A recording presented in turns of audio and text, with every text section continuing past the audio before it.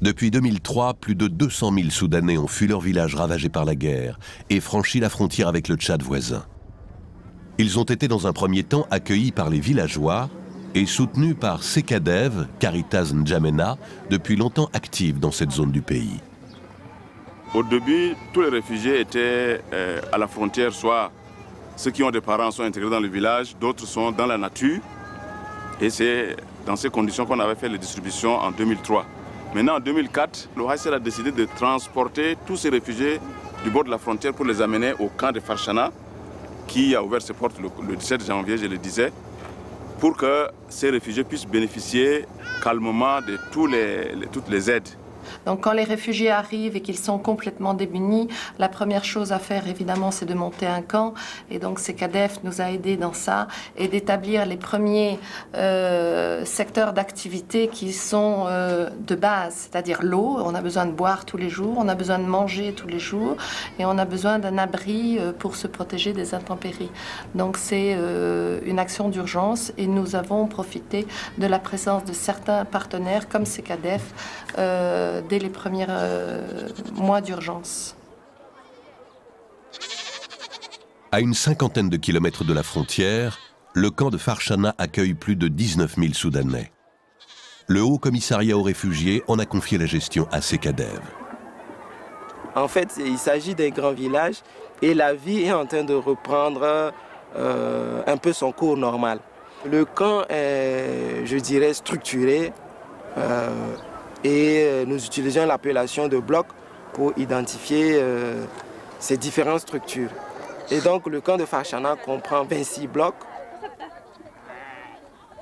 La structure originale n'a pas été perturbée. Dès que les réfugiés arrivent qui se disent appartenant à un seul village, à une même communauté, nous acceptons de les installer tels qu'ils le souhaitent. Et pour que la vie puisse reprendre au sein du camp, Sekadev coordonne les actions liées à la distribution alimentaire, à l'approvisionnement en eau et à l'assainissement, à la vaccination du bétail des réfugiés, de même qu'il conduit les programmes visant à l'autosuffisance des réfugiés et organise le système scolaire et la formation professionnelle.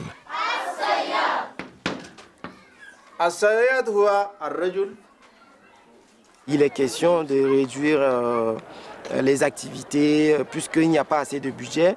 Et donc, du coup, les ressources humaines également manquent. Nous avons procédé à la réduction du personnel. C'est vrai qu'il y a moins d'argent qui viennent, il y a aussi une certaine fatigue des donateurs. Les ONG qui ont quelquefois des fonds propres nous disent que leurs donateurs se fatiguent. Nous, on monte notre budget par rapport aux besoins réels des réfugiés dans le camp. Je prends un exemple palpable de l'agriculture. Le HCR dit que maintenant, la politique de HCR est de favoriser les activités d'autosuffisance des réfugiés, pour que dans l'avenir, les réfugiés puissent se prendre en charge. Mais malheureusement, si on prend le secteur agriculture, le budget qu'on a présenté au HCR est réduit de quart. On a reçu seulement le 1 quart.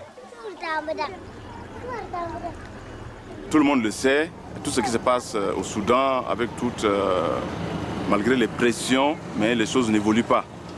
Alors ici au Tchad, nous subissons. Et donc, il faut que vraiment la communauté se réveille, la communauté de Caritas se réveille pour aider les populations.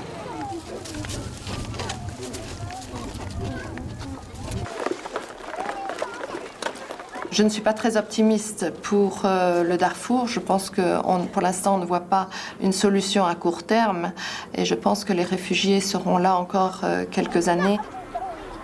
La menace qui me semble planer sur cette région, c'est qu'elle devienne une nouvelle terra incognita, comme disait Jean-Christophe Ruffin, c'est-à-dire non pas une tache blanche sur une carte, puisqu'on sait ce qui s'y passe, hein, on la garde à vue, si j'ose dire, mais justement une région dont disparaissent les derniers témoins, que sont les humanitaires, hein, une région qui se referme sur elle-même et finalement dans laquelle on s'habitue à savoir qu'il y a une violence permanente.